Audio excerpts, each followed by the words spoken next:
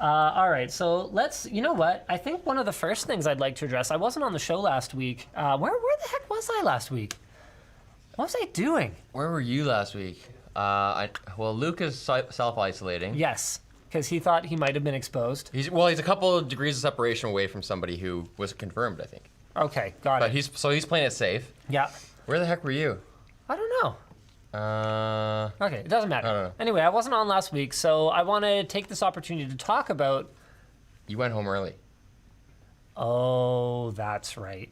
Yep, I remember where I was. So I had a bit of a situation with my cat who got...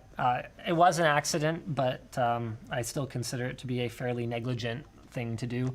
The law calls that manslaughter. Yeah, when it's a man. So we could call it cat slaughter. But my cat was killed by my children's caretaker last Friday. She accidentally ran him through the clothes dryer. So if you follow me on Twitter, you'll already know about that. We did our best. Yvonne left work immediately after we found out, took him to the vet. They had him in the oxygen chamber and everything. Like, we were just like, look, he's a young cat. Quite honestly, like, just do whatever you need to do. Our vet's really good. Like, they wouldn't send us a $15,000 bill. They're not idiots. But in fact, our vet is amazing. I'm not going to call out her name because I don't know if she would want me to. She's kind of more of a private person. But I will say, massive shout out to Fraser Heights Animal Hospital. Those guys are awesome. The guy that runs it is actually a long time family friend, and his staff is amazing. They're all amazing, just great people there. But It was a real test in professionalism because I was speaking to the editor. We happened to be filming a video while this was unfolding, and Yvonne left and then was messaging Linus all these updates of this evolving situation. And obviously Linus was really affected by it. But then we kept having to go, okay, high energy level, make a video that people are going to want to watch. And I spoke to the editor of that video, and he was like, it was traumatizing to watch, like, Linus keep getting these updates.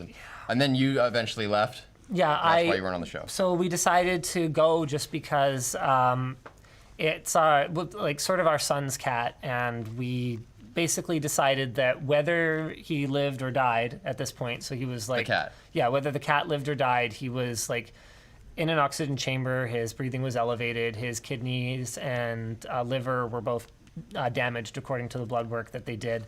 Brain swelling as well. Yeah, we needed to be there to let our son know because he was like his cat.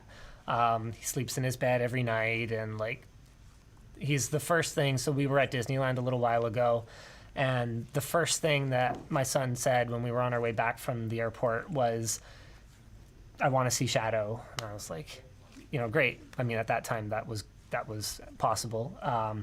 So anyway, that's what I was dealing with last Friday. So that's why I wasn't on Wen's show. We actually got the call when we were driving home, and we were only a few minutes after my son arrived home.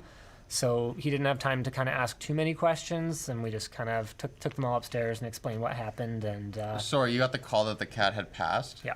Okay, so by the time you had to explain to your kids, it's not like you told them one thing and then... No, I was driving up 184, and the vet actually texted Yvonne, so she was checking her text in the passenger seat and said, hey, it looks like his breathing's normalizing a little bit. We've got him in the oxygen chamber. Oh, boy. And then she called 15 seconds after she texted. Oh.